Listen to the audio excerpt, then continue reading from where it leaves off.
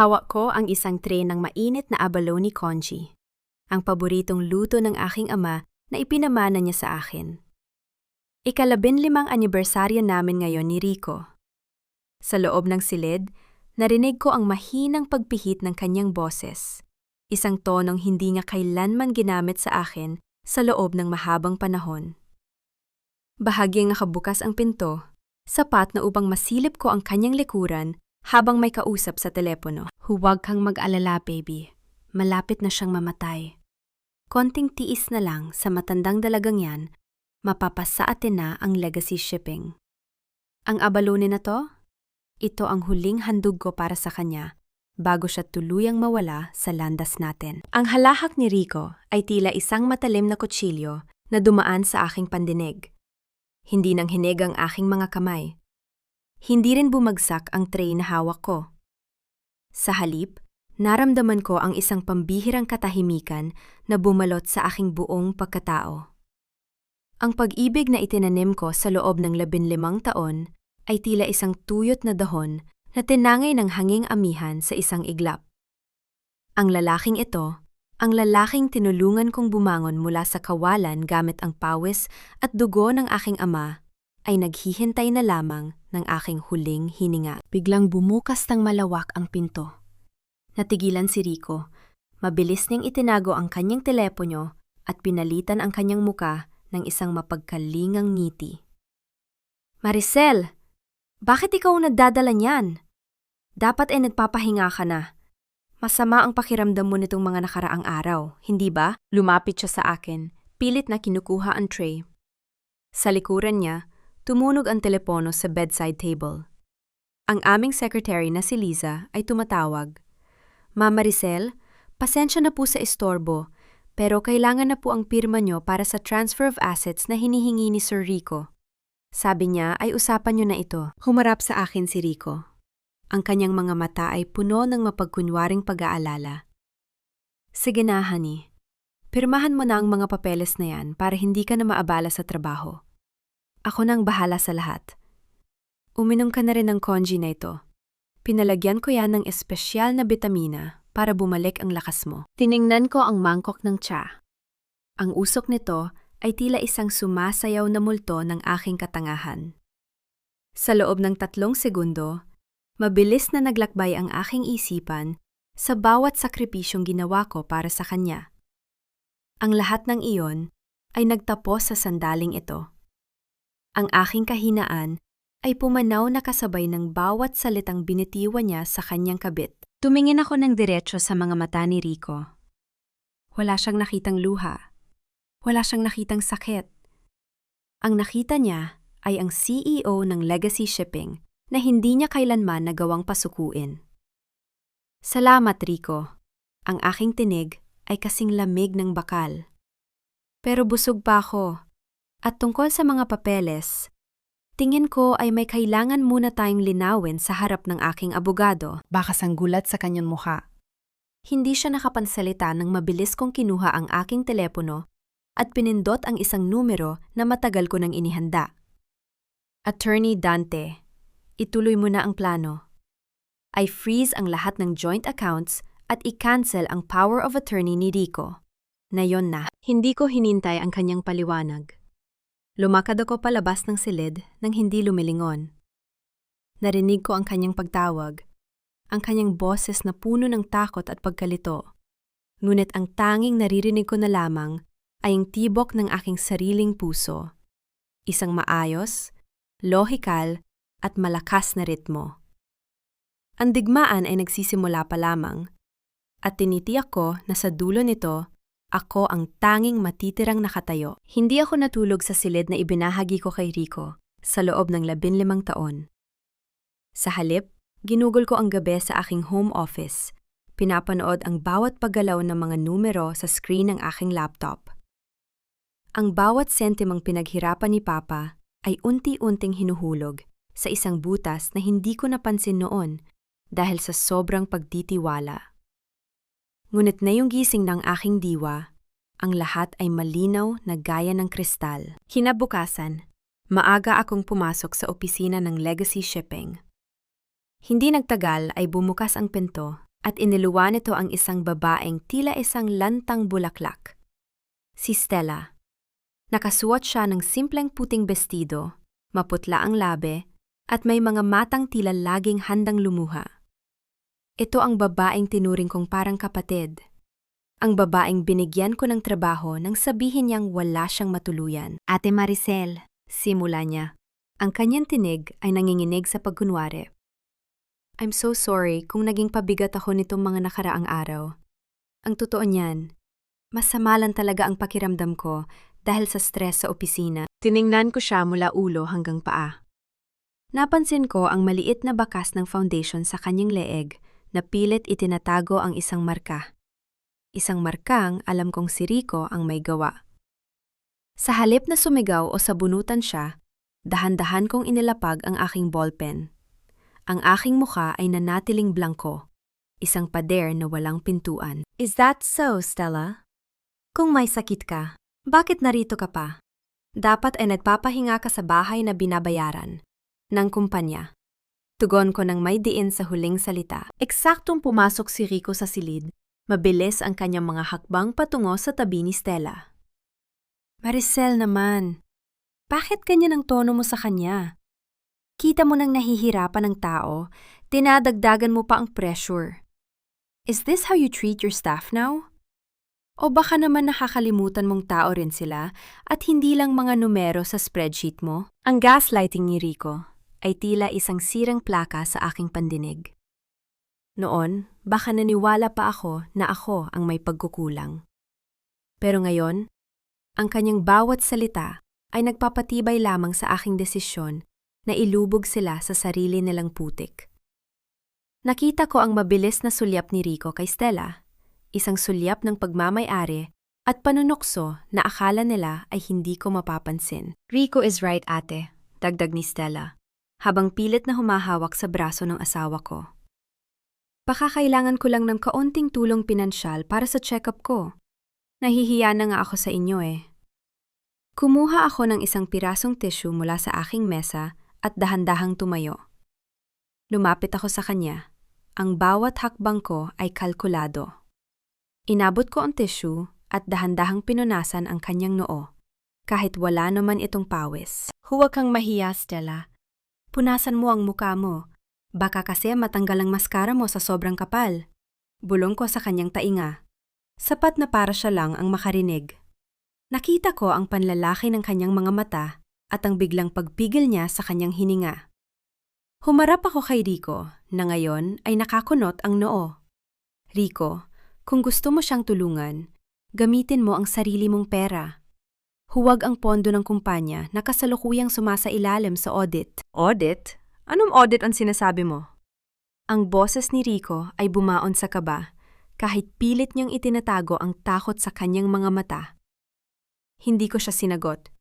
Bumalik ako sa aking upuan at muling hinarap ang aking computer.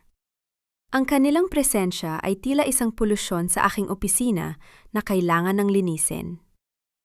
Makaalis na kayo, may trabaho pa ako. Nang makaalis ang dalawa, mabilis kong binuksan ang isang naka-encrypt na file na ipinadala ni Attorney Dante.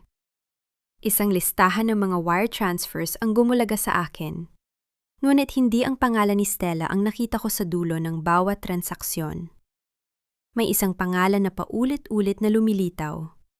Isang pangalang hindi pamilyar sa akin, ngunit tumatanggap ng milyon-milyong piso mula sa aming treasury. Ang pangalan ay Salvador.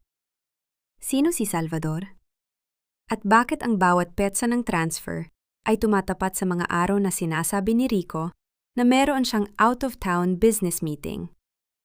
Nararamdaman ko ang pagbilis ng tibok ng aking puso, hindi dahil sa takot, kundi dahil sa pananabik na mabuo ang puzzle na ito. Isang malaking lihim ang pilit na itinatago ni Rico. Isang lihim na mas malalim pa sa kanyang pakikyapid kay Stella. Isang lihim na maaring maging mitsa ng kanyang tuluyang pagkagunaw. Sa isang sulok ng lumang kapehan sa Binondo, malayo sa mga matang mapanghusga ng Makati, muli kong hinarap ang taong matagal ko nang kinalimutan. Si Attorney Dante. Nakaupo siya roon. Ang kanyang postura ay kasing talas ng kanyang isipan. Suot ang isang itim na polo na tila sumasalamin sa kanyang pagiging seryoso. 12 taon na ang nakalilipas mula nang huli kaming mag-usap. Ngunit sa pagkakataong ito, hindi emosyon ang nagdala sa akin dito, kundi ang pangangailangan ng isang alas. You're late, Maricel. Bati niya. Ang kanyang boses ay walang bakas ng nakaraan, puro profesionalismo. But I assume you have a good reason for making me wait in this humid place? Inilapag ko ang aking bag at hinarap siya ng walang kurap. Dante, wala akong oras para sa mga biruan. Ano ang nahanap mo tungkol sa Salvador? Inilabas niya ang isang brown envelope at dahan-dahang inilapit sa akin. Salvador is not a person, Maricel. It's a foundation. A ghost corporation registered under the name of Rico's deceased mother. The funds being transferred there are being redirected to a separate offshore account. But that's not the most interesting part. Kumuha siya ng isang litrato mula sa envelope at inilapag ito sa mesa. Litrato ito ni Leo, ang tahimik at masunuring assistant ni Rico, habang palabas ng isang mamahaling condominium sa Taguig. Leo isn't just an employee. He's been living in that unit for 3 years. The owner of the unit? Rico. Naramdaman ko ang lamig na gumapang sa aking likuran. Si Leo, ang batang lalaking kinuha ni Rico mula sa probinsya dahil sa awa, ang assistant na palaging yumuyuko sa harap ko, ay bahagi ng isang mas malaking panlilinlang. Bakit na gagawin yon? Bakit siya magtatago ng isang assistant sa isang mamahaling kondo? That's for you to find out. Tugon ni Dante habang nilalagok ang kanyang kape. Pero mag-ingat ka. Rico is not just stealing your money. He's building an empire outside your reach. At mukhang si Leo ang magiging pundasyon niyan. Nabalik lamang ang aking diwa nang makauwi ako sa mansyon. Tahimik ang buong bahay. Wala si Rico. Marahil ay nasa isang emergency meeting na naman kasama ang kanyang maamong ahas.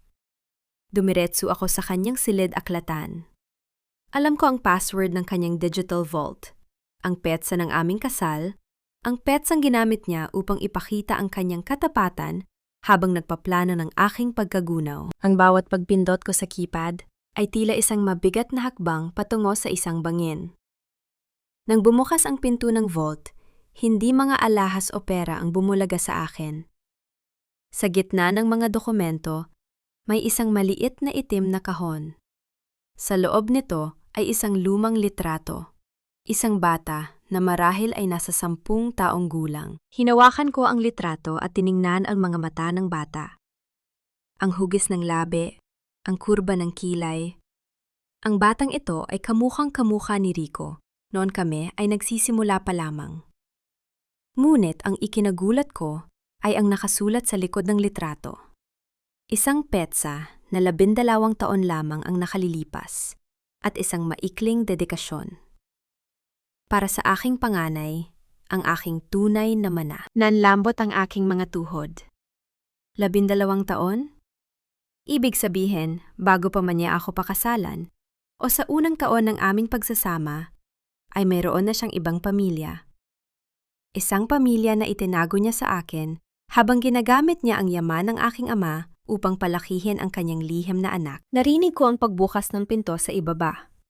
Ang yabag ng sapatos ni Rico ay papalapit sa hagdanan. Mabilis kong ibinalik ang litrato at isinara ang vault. Ang aking puso ay tumitibok ng mabilis. Hindi dahil sa takot na mahuli, kundi dahil sa pot na nagniningas sa aking dibdib. Pumasok si Rico sa silid, may dalang isang baso ng gatas. Ang kanyang mukha ay puno ng peking pag-aalala. Honey, bakit ka nareto sa dilim? Pinag-alala mo ako. Uminom ka muna nito para mahimbing ang tulog mo. Tiningnan ko ang baso ng gatas. Pagkatapos ay ang lalaking itinuring kong buhay ko. Isang tanong ang sumagi sa aking isipan. Sino ang bata sa litrato? At nasaan siya ngayon? Salamat, Rico, sabi ko habang kinukuha ang baso. Ang aking tinig ay matatag at walang bahid ng duda. Naisip ko lang, kailan mo balak ipakilala sa akin ang mga kaibigan mo sa probinsya? Nakita ko ang panandaliang paghinto ng kanyang paghinga. Ang baso sa aking kamay ay tila naging kasing bigat ng isang hatol na bitay. Malamig ang sahig ng kusina sa ilalim ng aking mga paa habang pinapanood ko si Rico. May suot siyang apron, isang imahe ng isang mapagmahal na asawa na nagluluto ng agahan para sa kanyang asawa. Ang bango ng abalone congee ay humahalimuyak sa buong silid. Ngunit para sa akin, ang bawat singaw nito ay tila isang babala. "Honey, kain na, mainit pa ito," sabi niya sabay lapag ng mangkok sa harap ko. Ang kanyang mga mata ay nakatitig sa akin, tila naghihintay ng bawat paggalaw ng aking mga labi. Kinuha ko ang kutsara. Dahan-dahan. Inilapit ko ang pagkain sa aking ilong. May kakaibang pait sa ilalim ng bango ng luya at dagat, isang amoy na hindi dapat naroon. Isang amoy na pamilyar sa akin mula sa mga gamot na iniinom ni Papa noong huling mga buwan niya. Ang aking kamay ay nanatiling matatag, kahit na ang bawat silula sa aking katawan ay sumisigaw na huwag itong kainin. "Ayaw mo ba? Pinaghirapan ko yan, Maricel. Alam mo namang gusto kong bumalik ang lakas mo para makapag-focus ka na uli sa ating mga plano sa kumpanya." Dagdag niya, ang boses ay puno ng mapanlinlang na lambing. Tumingin ako sa kanya. Isang tipid na ngiti ang ipinakita ko. "Salamat, Rico. Pero parang masama pa rin ang sikmura ko. Can you get me a glass of water first? I need to take my vitamins before I eat." Nang tumalikod siya upang kumuha ng tubig, mabilis kong kinuha ang maliit na baso ng juice sa tabi ko at ibinuhos ang kalahati ng congee sa loob ng aking bulsa na may sapin na plastic bag. Isang paghahanda na ginawa ko bago pa man ako bumaba.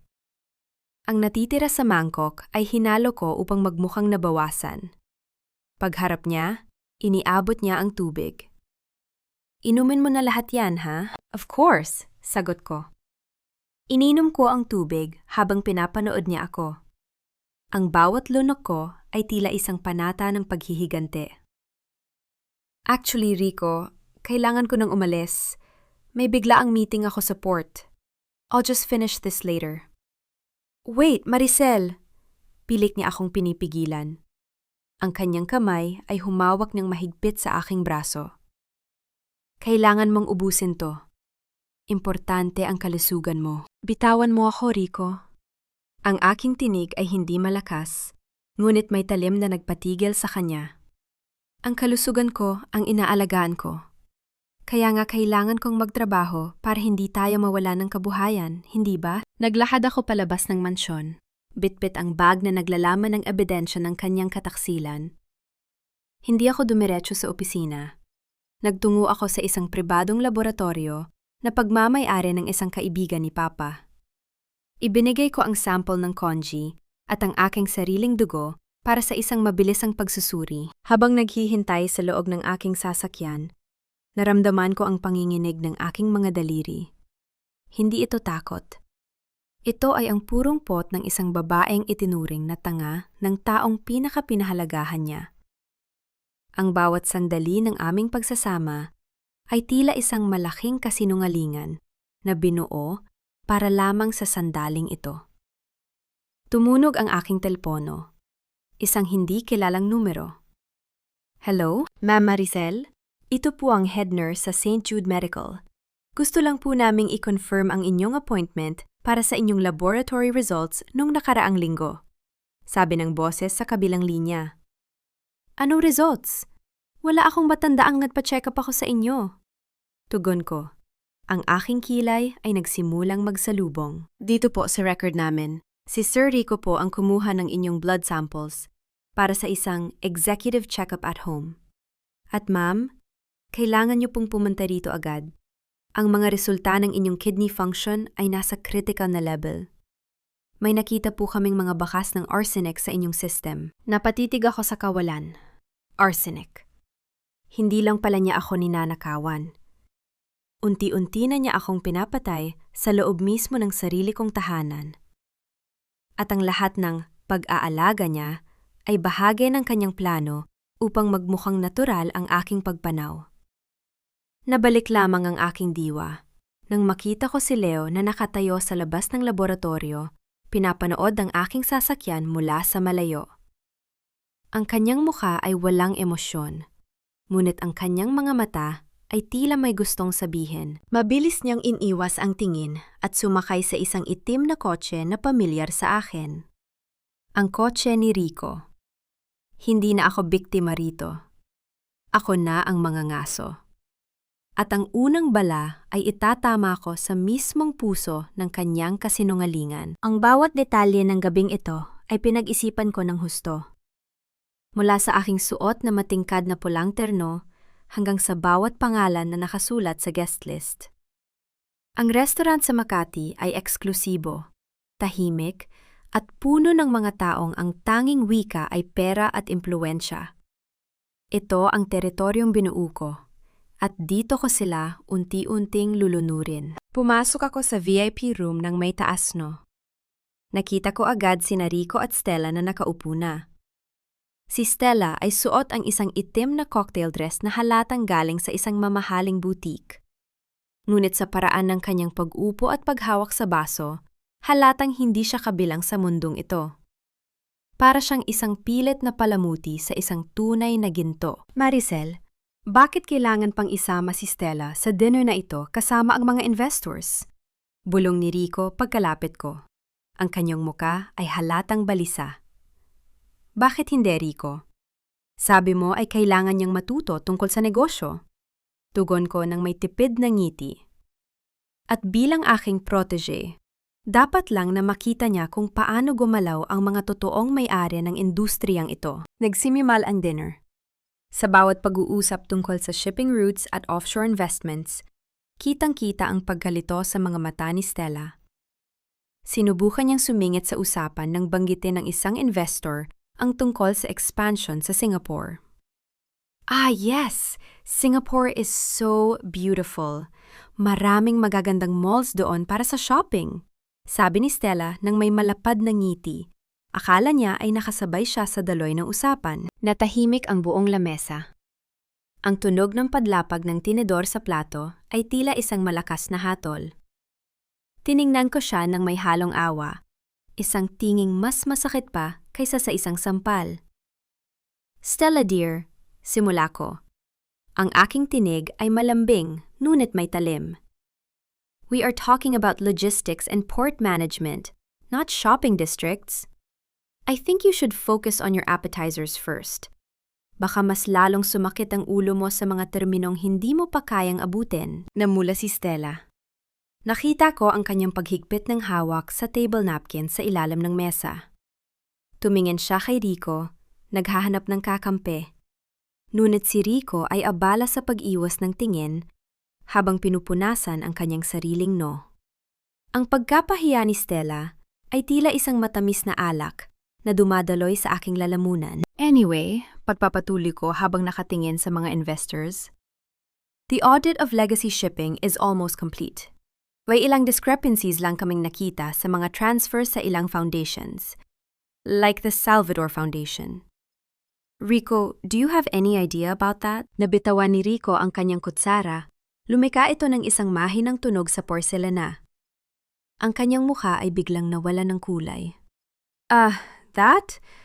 It's just some charitable work I've been doing on the side, honey. Nothing to worry about. Good to hear, sagot ko, habang dahan-dahang iniinom ang aking wine. Because I've already authorized a full forensic investigation. Gusto kong malaman kung saan napupunta ang bawat sentimo. Ayoko namang may nananakaw sa akin, lalo na sa loob ng sarili kong pamamahay. Natapos ang dinner na puno ng tensyon. Sa parking lot, habang naghihintay ng aming sasakyan, hinila ako ni Rico palayo sa mga tao. Ang kanyang mga mata ay nanlilisik. Ang maskara ng mapagmahal na asawa ay tuluyan ng natanggal. Anong laro ito, Maricel? Pagalit niyang bulong. Pinahiya mo si Stella sa harap ng lahat. At bakit ka nagpapa-audit ng hindi ko alam? Hindi ako natinag. Tiningnan ko siya ng diretso sa mata. Ang aking mukha ay tila isang estatwa ng yelo. Laro? Rico, hindi ito laro. Ito ay paglilinis. At kung nasasaktan ka para sa kanya, baka dapat mo ring isipin kung gaano kasakit ang bawat patak ng lason na pinapakain mo sa akin araw-araw. Nanlaki ang kanyang mga mata. Sa loob ng sasakyan habang pauwi, ang katahimikan ay tila isang mabigat na kumot. Nang malapit na kami sa mansyon, dahan-dahan niyang inilapit ang kanyang mukha sa akin. Ang boses ay puno ng banta. "Huwag mong hihigpitan ang hawak sa akin, Maricel," bulong niya. Ang kanyang hininga ay amoy alak at galit. "Baka maputol ang tali. At tandaan mo, kapag naputol yon, baka hindi mo magustuhan kung saan ka pupulutin." "Subukan mo, Rico," tugon ko nang hindi kumukurap. Dahil bago pa man maputol ang taling sinasabi mo, tinitiyak ko na ang leeg mo na ang nakapulupot doon. Pagbaba ko ng sasakyan, nakita ko si Leo na naghihintay sa pintuan ng mansyon. Sa liwanag ng buwan, nakita ko ang isang itim na envelope sa kanyang kamay. Ang aming mga mata ay nagtagpo, at sa sandaling yon, alam kong may isa na namang sikreto ang handa ng sumabog. Ang katahimikan ng mansyon sa 10 oras ng gabi ay tila isang mabigat na pasanin. Hawak ko ang itim na envelope na iniabot ni Leo. Sa loob ng aking silid-aklatan, tanging ang liwanag mula sa isang maliit na lamp ang nagbibigay ng buhay sa madilim na paligid. Pinuksan ko ang dokumento. Ang mga salitang nakasulat sa papel ay tila mga hantong ng isang mahabang paglalakbay ng panloloko. Probability of paternity. 79.7%. Ang mga numero ay hindi nagsisinungaling. Ang katotohanan ay tila isang malamig na tubig na ibinuhos sa aking pagkatao. Si Leo, ang batang itinuring kong bahagi ng kumpanya, ay ang dugo at laman ni Rico. Ang batang nasa litrato na nakita ko sa vault ay ang bata ngayon ay katuwang niya sa bawat hakbang ng pagnanakaw sa akin. Ang hapdi ng katotohanan ay tila asin sa isang sariwang sugat, ngunit sa halip na dumaing, mas naging matigas ang aking paninindigan. Narinig ko ang mahihinang boses mula sa garden terrace sa ibaba ng aking bintana. Dahan-dahan kong pinatay ang lamp at lumapit sa pasamano. Sa ilalim ng malabong liwanag ng buwan, nakita ko sina Rico at Stella. Hindi sila ang mapagmahal na magkasintahang madalas nilang ipakita. Ang kanilang mga tinig ay puno ng tensyon at kasakiman. "I want my share now, Rico. Sabi mo pagkatapos ng dinner tonight, ililipat mo na ang kalahati sa offshore account ko." Ang boses ni Stella ay wala ng bahid ng pagiging pa-victim. Ito ay boses ng isang babaeng lulong sa katusuhan. "Tumahimik ka, Stella. Hindi mo ba nakita kung paano ako gipitin ni Maricel sa harap ng mga investors? May forensic audit na siyang ginagawa. Isang maling galaw, pare-pareho tayong mabubulok sa kulungan." Pagalit na tugon ni Rico. "I don't care. I'm carrying your child, remember? Ang bata nito ang magiging tagapagmana ng lahat. Kung hindi mo ibibigay ang gusto ko, isisiwalat ko ang lahat kay Maricel ngayon din." Narinig ko ang tunog ng isang marahas na paghawak. Sinunggaban ni Rico ang braso ni Stella. Ang kanyang mukha ay tila isang demonyong nawala ng maskara. "Huwag mo akong bantaan, Stella. Ginamit lang kita para makuha ang tiwala ng mga tao sa paligid niya. Akala mo ba mahal kita? You're just a tool. Isang kasangkapan."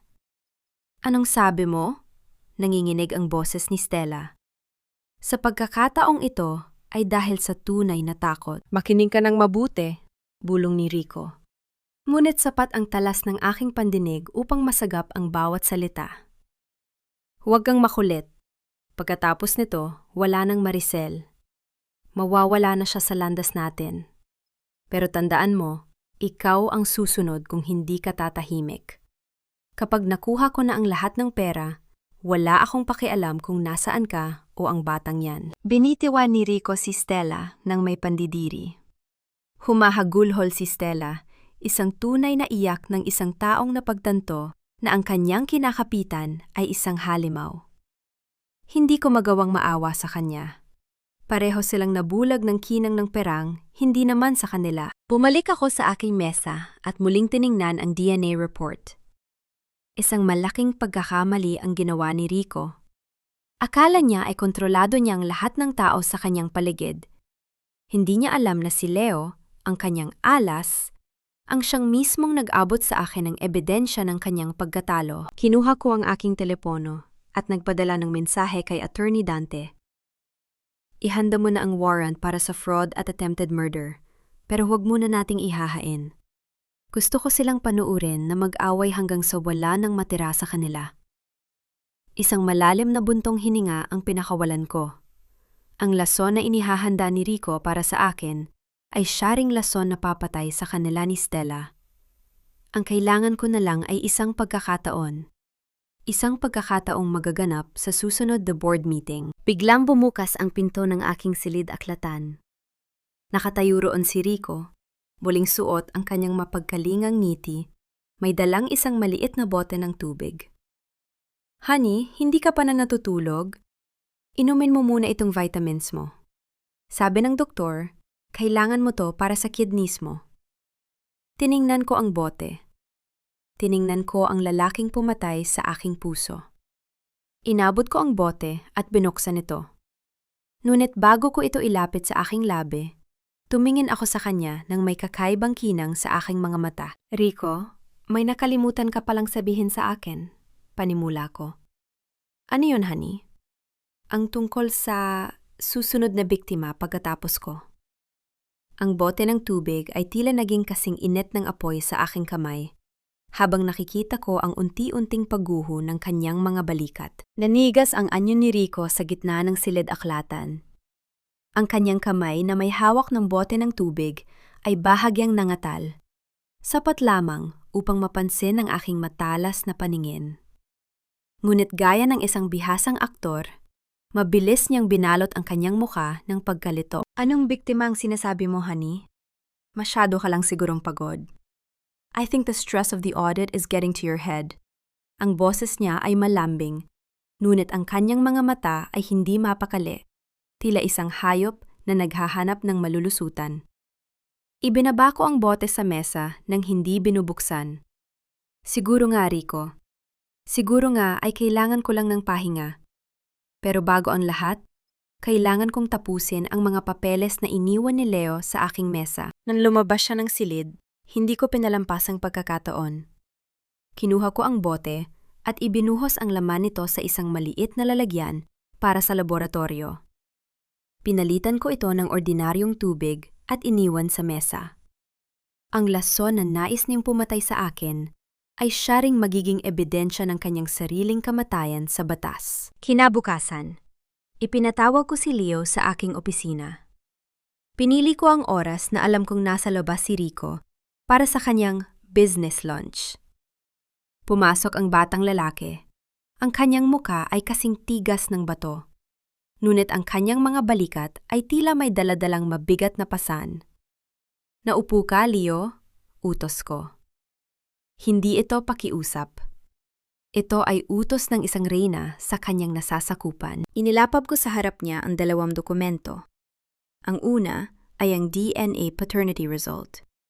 Ang ikalawa ay ang forensic audit ng Salvador Foundation na nagpapakita na ang lahat ng mga dokumentong may kinalaman sa pagnanakaw ng pondo ay may pirma niya. Ang pirma ni Leo. Alam mo ba kung anong ibig sabihin nito, Leo? Tanong ko habang nakatingin ng diretsyo sa kanyang mga mata. Sa paningin ng batas, ikaw ang nagnakaw ng pera ng legacy shipping. Ikaw ang mastermind sa likod ng Ghost Corporation na Salvador. Ang iyong ama, si Rico, ay malinis. Wala siyang pirma sa kahit anong ilegal na transaksyon. Namutla si Leo. Ang kanyang mga labi ay nanginig habang binabasa ang mga papeles. Hindi, sabi ni Papa, kailangan lang ng pirma ko para sa proteksyon ng pamilya. Sabi niya, ako ang magmamana ng lahat, kaya dapat ngayon pa lang ay nakikialam na ako sa mga papeles. Ginamit ka niya, Leo. Ang aking tinig ay walang halong emosyon, purong katotohanan lamang. Ikaw ang kanyang fall guy.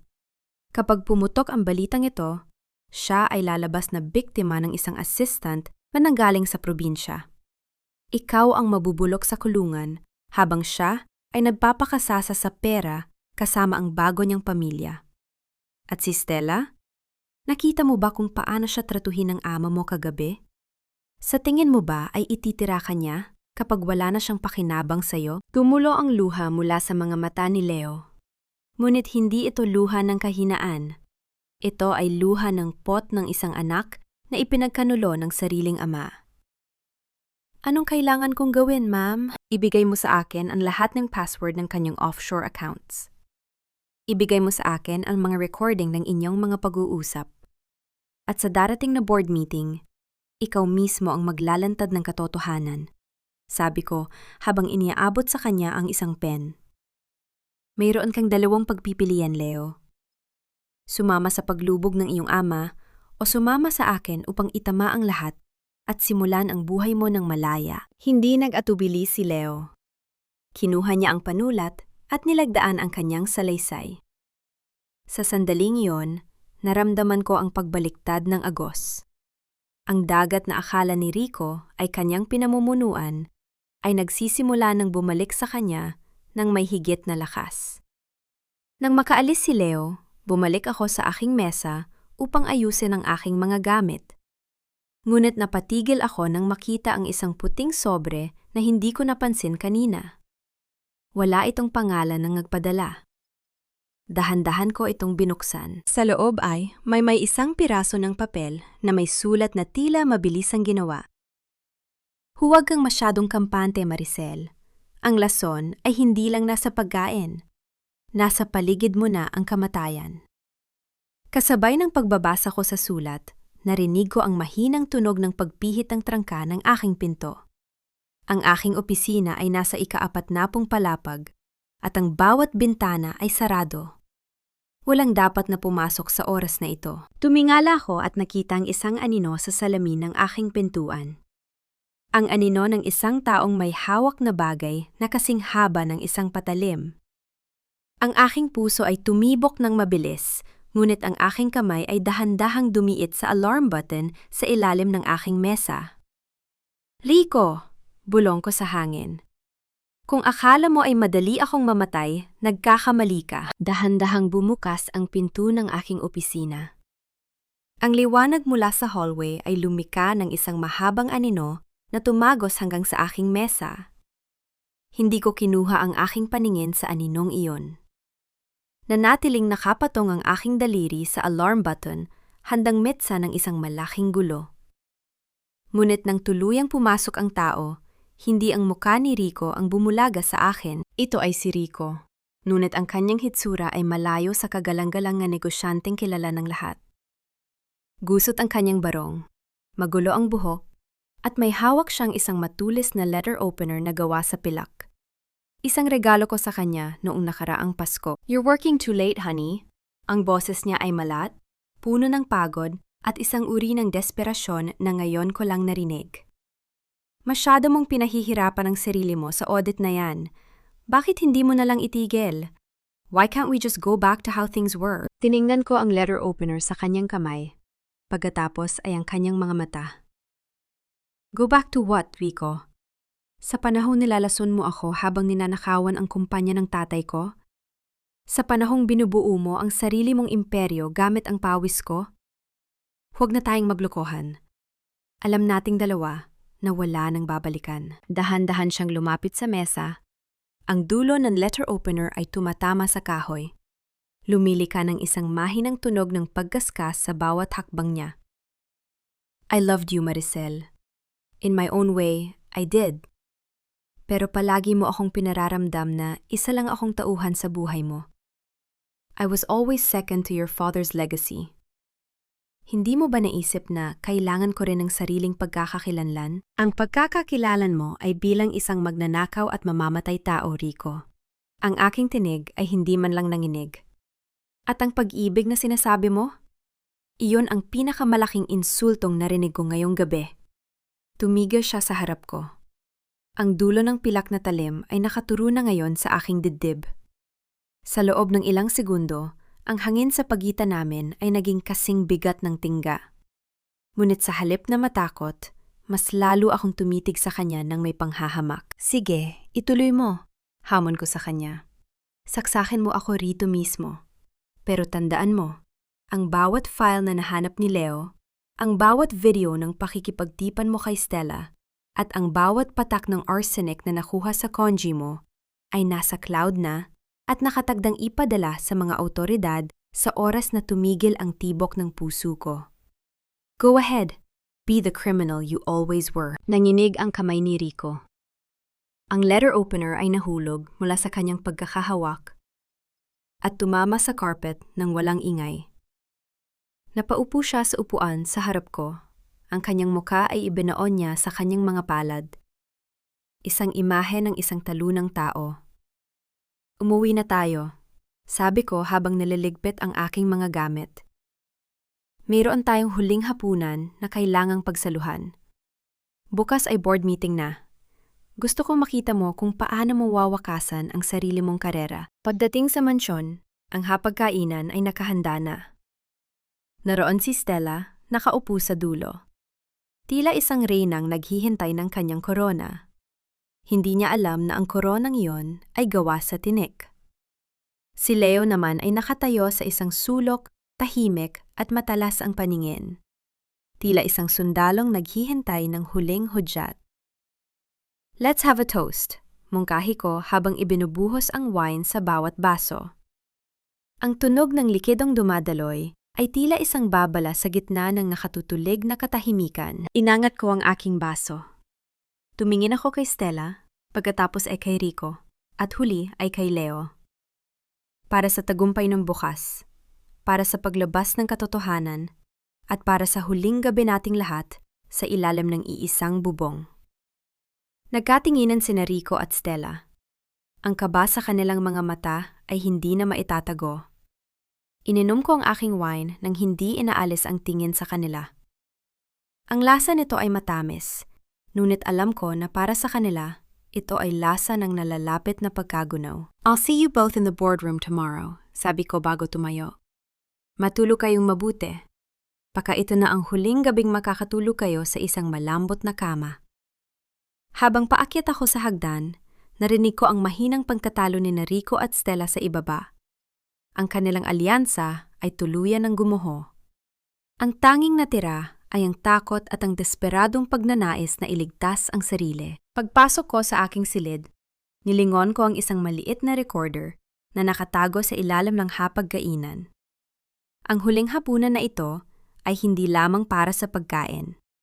Ito ay para sa huling pag-amin na kailangan ko upang selyuhan ang kanilang kapalaran.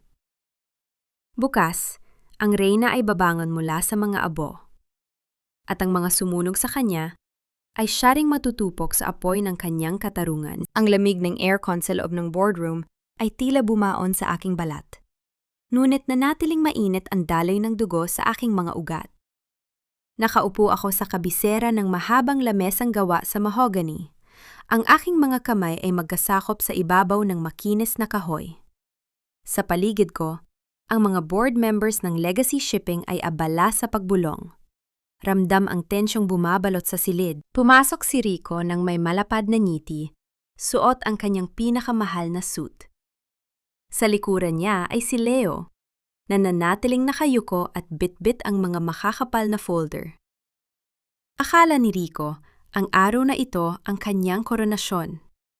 Akala niya, sa pagtatapos ng pulong na ito, ang lahat ng ari-arian ni Papa ay maililipat na sa kanyang pangalan. Good morning everyone, bati ni Rico.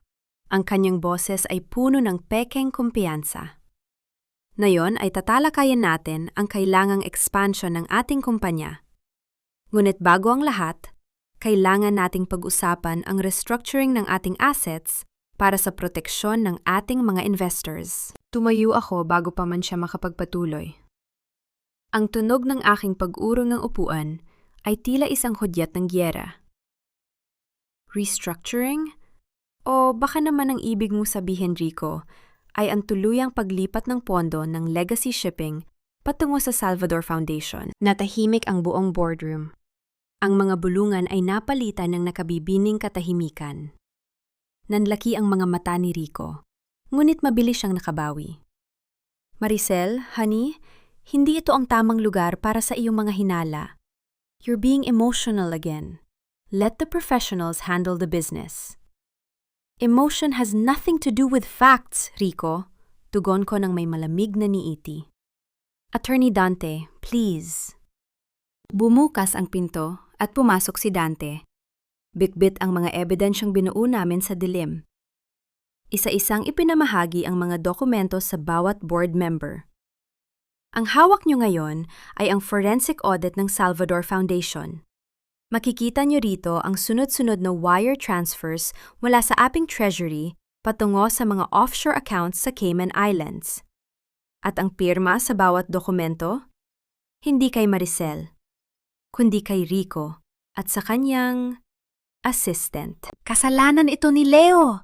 Sigaw ni Rico sabay turo sa kanyang anak. Siya ang humahawak ng mga accounts na yan. Pinagkatiwalaan ko siya, pero ninakawan niya pala tayo. Tumingala si Leo, at sa unang pagkakataon, nakita ko ang apoy ng paghihiganti sa kanyang mga mata. Ninanakawan?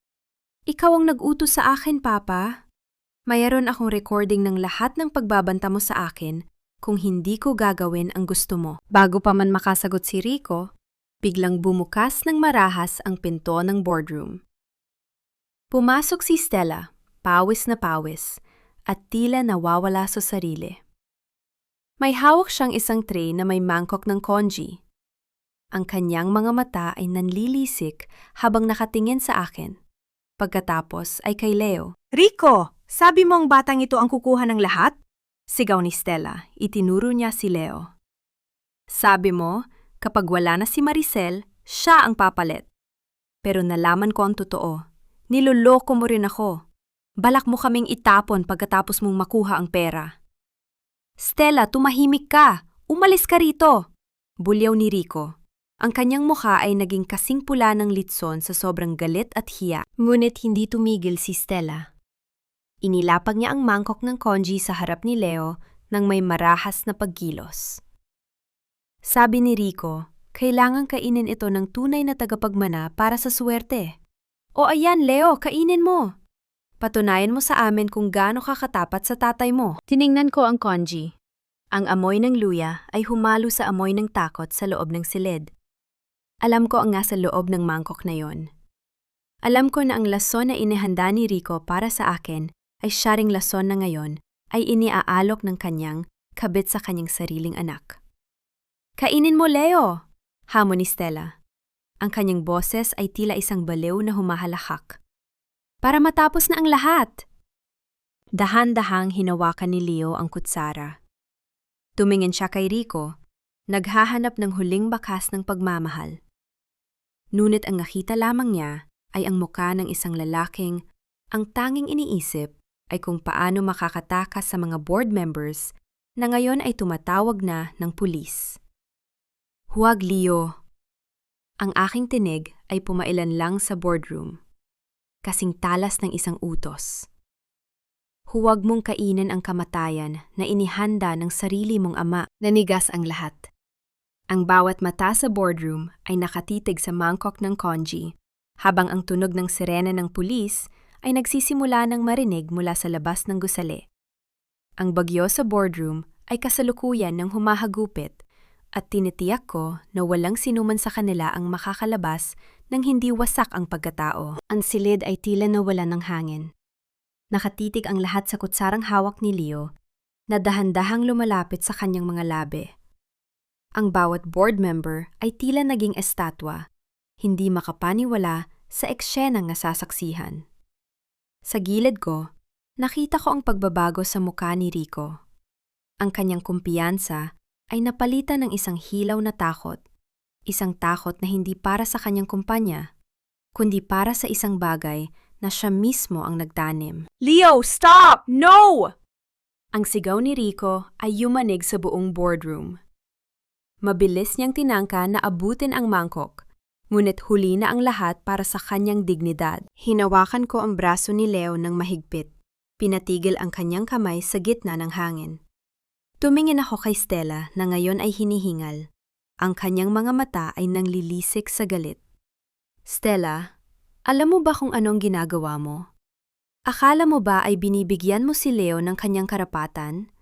Akala mo ba ay ito ang susi para maging malaya kayo ni Rico? Bitiwan mo siya, Maricel, sigaw ni Stella. Ang kanyang boses ay tila isang sirang biolin. Gusto mo lang makuha ang lahat. Pero ang batang ito, ang batang dala ko at ang anak ni Rico, ang dapat nga nareto, hindi ikaw. Lumingon ako kay Rico, na ngayon ay nanginginig ang mga kamay. Sabihin mo sa kanya, Rico.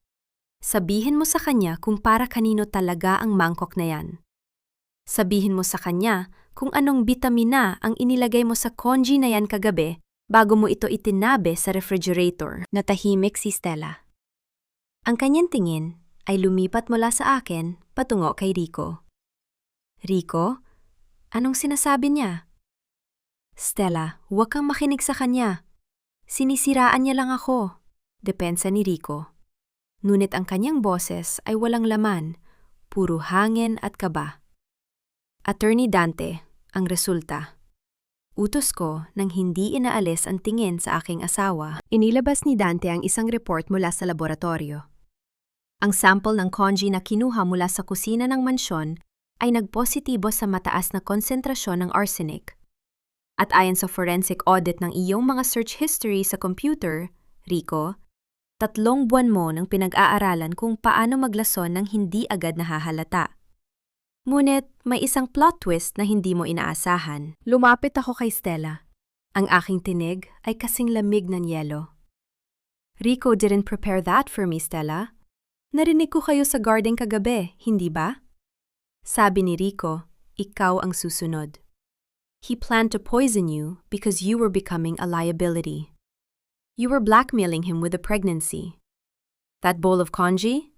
It was meant for you. Si Rico ang nagluto niyan para sa'yo. Pero dahil sa sobrang paranoia mo, inakala mo para sa akin yan, kaya kinuha mo at dinala rito. Nanlaki ang mga mata ni Stella. Napatingin siya sa mangkok na hawak ni Leo. Ang kanyang mga kamay ay nagsimulang manginig hanggang sa mabitawan niya ang tray. Ang tunog ng porselanang nabasag sa sahig ay tila isang malakas na pagsabog sa gitna ng katahimikan. Ang malapot na lugaw ay kumalat sa mamahaling carpet. Ang amoy nito ay tila amoy ng kamatayan. You tried to kill me? Bulong ni Stella habang nakatingin kay Rico. Pinagkatiwalaan kita. I gave up everything for you. Hindi totoo yan. Nagsisinungaling siya. Huling hirit ni Rico.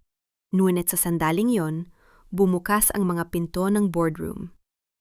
Pumasok ang mga tauhan ng National Bureau of Investigation, NBI. Ang tunog ng kanilang mga sapatos sa sahig ay tila mga hakbang ng hatol. Lumapit ang pinuno ng mga awtoridad kay Rico at Stella. Mr. Rico Salvador and Miss Stella Evangelista, you were under arrest for frustrated murder, qualified theft, and falsification of public documents. Mariing pahayag ng opisyal. Habang pinapapusuwasan si Rico, lumapit ako sa kanya. Walang galit sa aking mga mata. Tila tinitingnan ko lamang ang isang basura na kailangang itapon. Ang diamanteng ninakaw mo sa akin, Rico? Salamin lang yon. Ang totoong kayamanan? Wala na sa'yo. Simula sa araw na ito, ang pangalang Salvador ay mabubura na sa kasaysayan ng legacy shipping. Tumingin si Rico sa akin. Ang kanyang mga mata ay puno ng pagsisisi. Ngunit alam kong hindi ito dahil sa mahal niya ako, kundi dahil natalo siya. Maricel, please, talk to them. Maawa ka sa akin. Ang awa ay para sa mga biktima, Rico, hindi para sa mga salarin. Huling tugon ko bago tumalikod. Napanood ko silang kalad-garin palabas ng boardroom sa harap ng lahat ng mga kasamahan namin sa negosyo. Ang kahihiyan ay tila isang makapal na usok na bumalat sa kanila. Si Stella ay humahagulhol, habang si Rico ay nakayuko, pilit na itinatago ang mukha sa mga kamera ng mga media na nagsimula ng magsidatingan sa labas. Naiwan kami ni Leo sa loob ng boardroom. Tumingin siya sa akin, ang kanyang mga mata ay puno ng kalituhan at sakit. Ano nang mangyayari sa akin, ma'am? Ikaw ang magpapasya, Leo. sabi ko habang nililigpit ang aking mga papeles. Binigyan kita ng pagkakataon na itama ang mali mo. Ngayon, kailangan mong harapin ang mga kaso. Pero tinitiyak ko na sa pagtulong mo sa akin, hindi ka mag-iisa. Lumakad ako palabas ng boardroom. Bikbit ang aking dangal na pilit nilang tinapak-tapakan. Habang bumababa ako sa elevator, nakita ko ang aking sarili sa salamin. Hindi na ako ang babaeng nagluluto ng congee para sa isang linta. Ako ang reynang muling nabuo mula sa mga abo ng kataksilan. Muling bumalik ang katahimikan sa 40 palapag ng Legacy Shipping Building. Ngunit ang katahimikang ito ay hindi na katulad ng dati. Ito ay katahimikan ng isang bahay na katatapos lang linisin mula sa mga anay. Nakatayo ako sa gitna ng aking opisina. Pinagmamasdan ng mga tauhan na naglalabas ng mga gamit ni Rico. Ang kanyang mamahaling silya, ang kanyang mga plak ng parangal na gawa sa wad na dangal, at ang bawat piraso ng papel na may bakas ng kanyang pangalan. Lahat ay itinatapon sa mga itim na sako. Ma'am, nasaan po ang portrait ni Sir Rico? Isasama po ba namin sa warehouse? Tanong ng isang maintenance worker. Ang kanyang boses ay puno ng pag-iingat. Huwag, sagot ko, habang nakatingin sa portrait na iyon, kung saan siya ay mukhang isang kagalang-galang na Gino. Sunugin niyo yan. Ayaw kong may matira, kahit isang abo ng kanyang alaala sa gusaling ito. Nang makaalis ang mga tauhan, pumasok si Attorney Dante. May dala siyang isang makapal na asul na folder. Tapos ng preliminary hearing, Maricel. Rico and Stella are being held without bail. Dahil sa bigat ng ebidensya ng attempted murder at qualified theft, wala silang lusot. Ang lahat ng accounts na nasa ilalim ng Salvador Foundation ay tuluyan na ring na-freeze ng korte. Good. Tugon ko habang dahan-dahang nauupo sa silya ni Papa. Nararamdaman ko ang lamig ng leather sa aking likuran. Tila isang yakap ng pag-apruba mula sa kabilang buhay. Kumusta si Stella? Nasa hospital wing siya ng detention center. Nagkaroon siya ng nervous breakdown nang malaman niyang ang batang dinadala niya ay hindi magiging sapat para iligtas siya sa rehas. At si Rico, paulit-ulit niyang hinihiling na makausap ka. Sabi niya, mayroon siyang huling hiling. Naglakad ako patungo sa malawak na bintana na nakaharap sa Manila Bay. Ang araw ay unti-unti nang lumulubog. Nagbibigay ng kulay kahel sa kalangitan. Kung gayon, pagbigyan natin siya. Gusto ko ring makita kung anong mukha ang ipakikita ng isang ahas kapag wala na siyang mataguan. Pagdating ko sa detention center, ang amoy ng lumang pader at antiseptic ay sumalubong sa akin. Isang malaking kaibahan sa amoy ng mamahaling pabango at tabako na kinaggas ni Rico. Nang iharap siya sa akin sa likod ng makapal na salamin, muntik ko na siyang hindi makilala. Ang kanyang balat ay tila naging abo ang kulay, ang kanyang mga mata ay lubog, at ang bawat hibla ng kanyang buhok ay tila nagpapakita ng kanyang pagkatalo. Maricel? Pabulong niyang tawag. Ang kanyang boses ay dumaan sa speaker ng intercom. Salamat at dumating ka. Alam kong galit ka, pero pakiusap. Ilabas mo ako rito. Hindi ko kaya rito. Magbabago ako. Ibabalik ko ang lahat. Tiningnan ko siya ng walang kahit anong emosyon. Walang galit, walang puot. Puro lamang kawalan. Bakit ko gagawin yun, Rico? Bakit ko ililigtas ang taong gabi-gabing nagpapakain sa akin ng lason? Bakit ko tutulungan ang lalaking itinuring ang anak ko, ang anak nating sana ay nabuhay, bilang isang hadlang lang sa kanyang ambisyon? Maricel, please. Kahit para na lang sa pinagsamahan natin. Pagmamakaawa niya. Ang kanyang mga palad ay nakadikit sa salamin. Ang pinagsamahan natin ay isang mahabang dula na ikaw ang direktor, Rico. Pero tapos nang palabas. At ito ang huling hiling mo, ang kalayaan. Ipinagkait mo sa akin ang kalusugan ko at ang kapayapaan ko. Ngayon, ipagkakait ko sa iyo ang bawat pagkakataon na makatapak uli sa labas ng mga pader na ito. Tumayo ako upang umalis. Ngunit tumigil ako nang maalala ko ang isang bagay. By the way, Rico, si Leo? Pinigyan ko siya ng trabaho sa logistics department sa probinsya. Hindi bilang assistant, kundi bilang isang ordinaryong empleyado na magsisimula sa ibaba. Gusto kong matutunan niya ang tunay na halaga ng pagtatrabaho ng tapat, bagay na hindi mo kailanman na ituro sa kanya. Hayop ka, Maricel! Papatayin kita! Sigaw ni Rico. Ang kanyang desperasyon ay nauwi sa isang marahas na paghampas sa salamin. Mabilis siyang pinalibutan ng mga gwardya at kinaladkad pabalik sa kanyang selda. Ang kanyang mga mura at banta ay tila mga huling huni ng isang namamatay na halimaw. Habang naglalakad ako palabas ng pasilidad, naramdaman ko ang presensya ni Dante sa aking tabi. Handa ka na ba para sa press conference bukas? Ang buong bansa ay naghihintay sa pahayag ng bagong chairman ng Legacy Shipping. Handa na ako, Dante. Sagot ko habang sinusuot ang aking sunglasses. Hindi na ito tungkol sa paghihigante. Ito ay tungkol sa pagbangon. At tungkol sa isang lihim na nahanap ko sa mga lumang sulat ni Papa. Isang lihim? Tanong ni Dante. Ang kanyang kilay ay kumunot sa kuryosidad. Napatigil ako sa tapat ng aking sasakyan. Inilabas ko ang isang lumang papel na may selyo ng isang bangko sa Switzerland. Si Papa, hindi lang Legacy Shipping ang iniwan niya sa akin. Mayroon siyang itinatag na trust fund para sa isang taong hindi ko inaasahan. Isang taong maaring magpabago sa pananaw ko tungkol sa salitang pamilya. Tumingin ako sa malayo, kung saan ang mga ilaw ng lungsod ay nagsisimula ng magmingning. Ang laban ay tapos na. Ngunit ang isang bagong kabanata ng aking buhay ay kasalukuyan pa lamang na nagsisimula.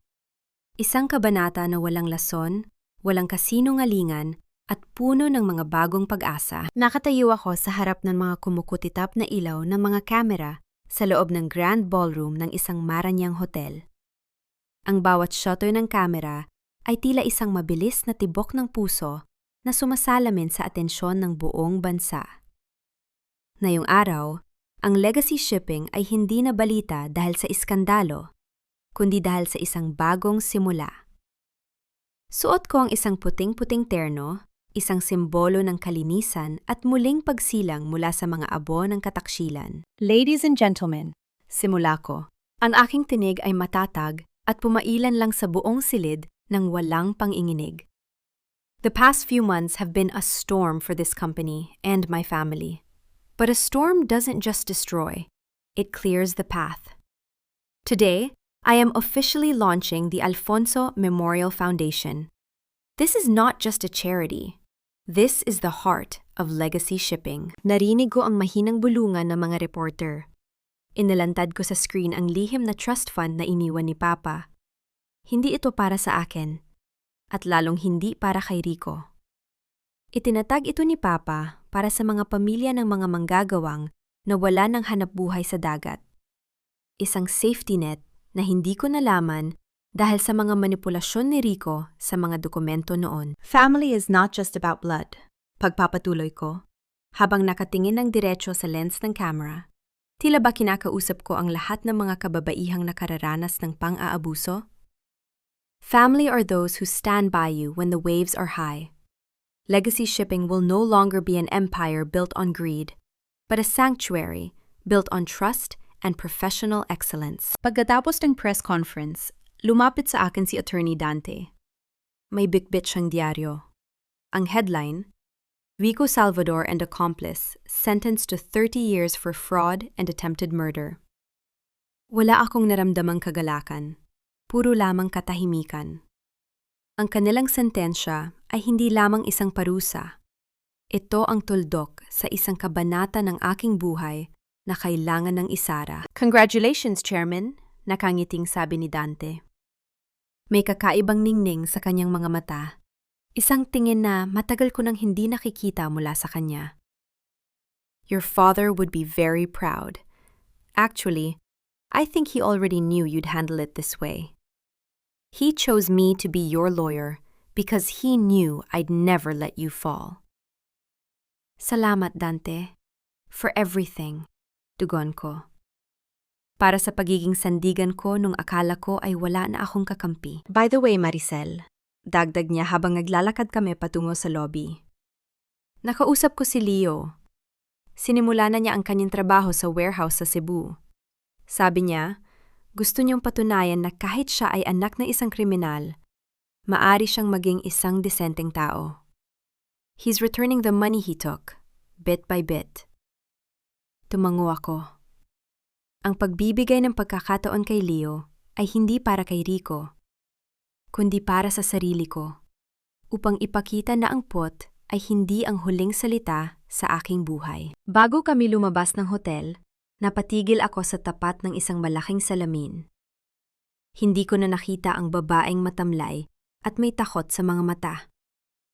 Ang nakita ko ay isang babaeng may pilat sa puso, ngunit may korona sa ulo. Isang babaeng hinarap ang lason at ginawa itong gamot upang maging mas malakas. Handa ka na ba? Tanong ni Dante habang pinagbubuksan ako ng pinto ng sasakyan. Handa na, sagot ko. Hindi para bumalik sa dati, kundi para sumulong sa isang bukas na ako nang sumusulat ng bawat salita. Tumingala ako sa langit. Malinis ang asul na kalangitan, walang bakas ng ulan o bagyo. Ang phoenix ay tuluyan ng nakabangon. At sa pagkakataong ito, ang kanyang mga pakpak ay hindi nagawa sa pangarap, kundi sa matigas at hindi matitibag na katotohanan. 1 taon na ang lumipas mula nang gumuho ang mga pader ng kasinungalingang itinayo ni Rico sa paligid ko.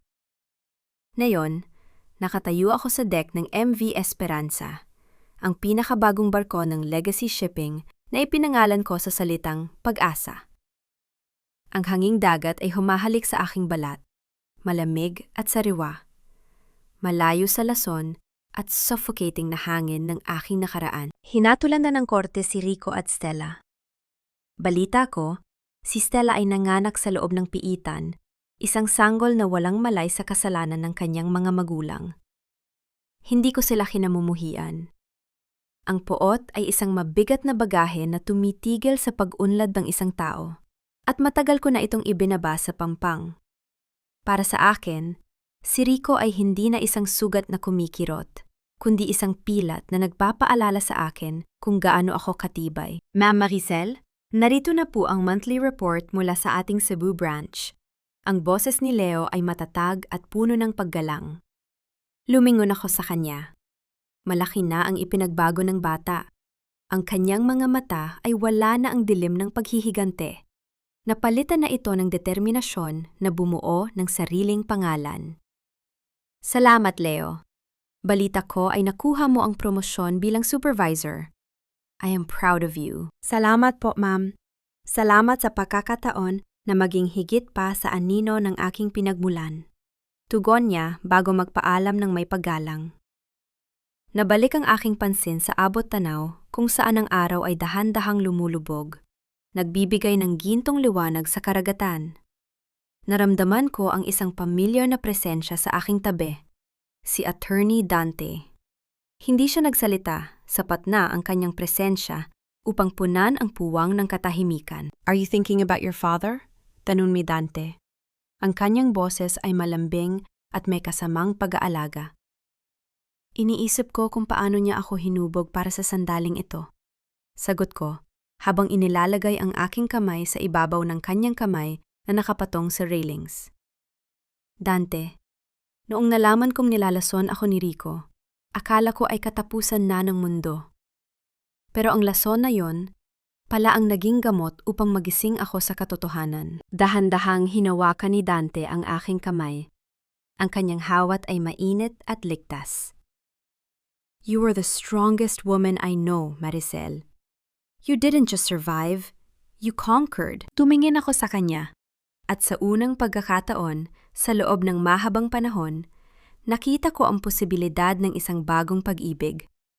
Isang pag-ibig na hindi nakabatay sa pangangailangan o pakinabang, kundi sa respeto at pagkakapantay-pantay.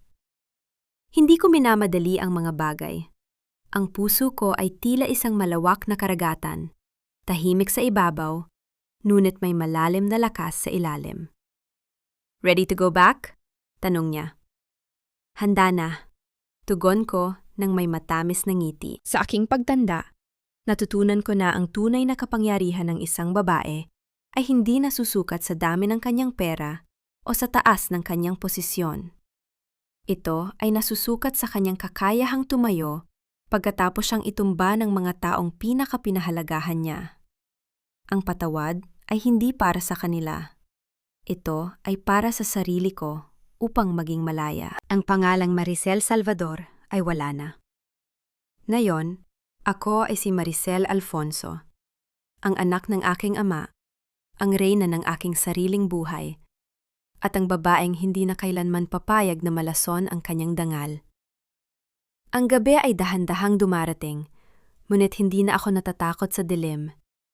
Dahil alam ko, sa bawat paglubog ng araw, may isang bagong umagang naghihintay na puno ng biyaya, katarungan, at tunay na pag-ibig.